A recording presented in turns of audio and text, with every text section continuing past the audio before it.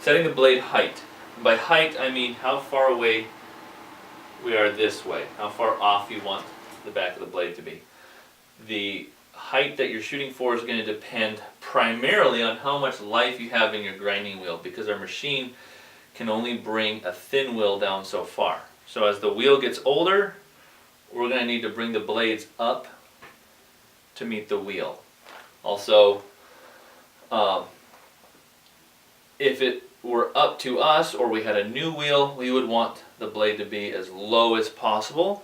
That will reduce the amount of vibration and weight on the blade itself, and will create a smoother grind and a better finish.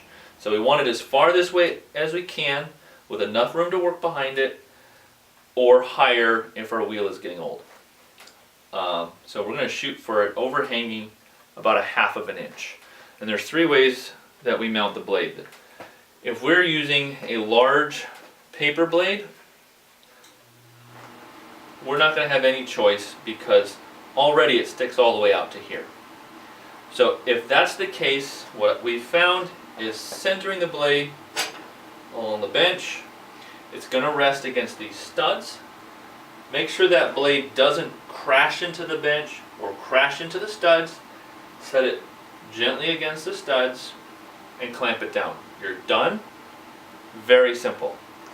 If you have a smaller paper blade, which is most other paper blades, other than what we call saber blades, these are threaded height adjusters.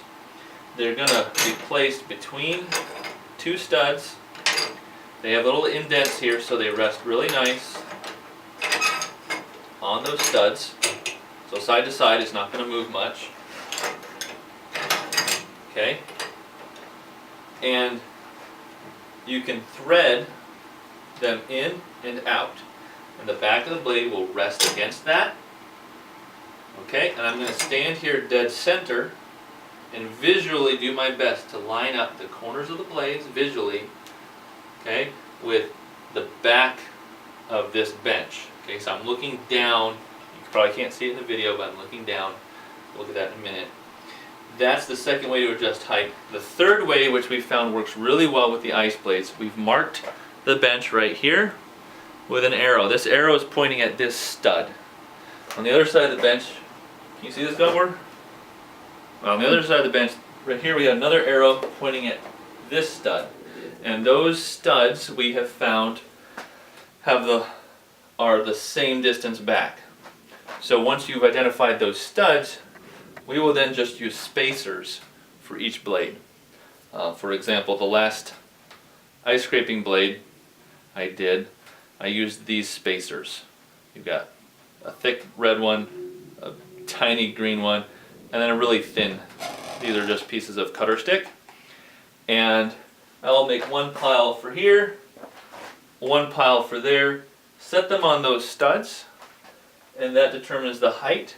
Of course, it's just a guess. Once you get the blade actually on there, you can take the thin one off, put another thick one on, or maybe just take it off if you need it to be shorter. And once that's in place, you've got the starting point for correcting your height. And as long as each stack is the same and they're on those studs that are marked with the arrows, that's your starting point. Very simple.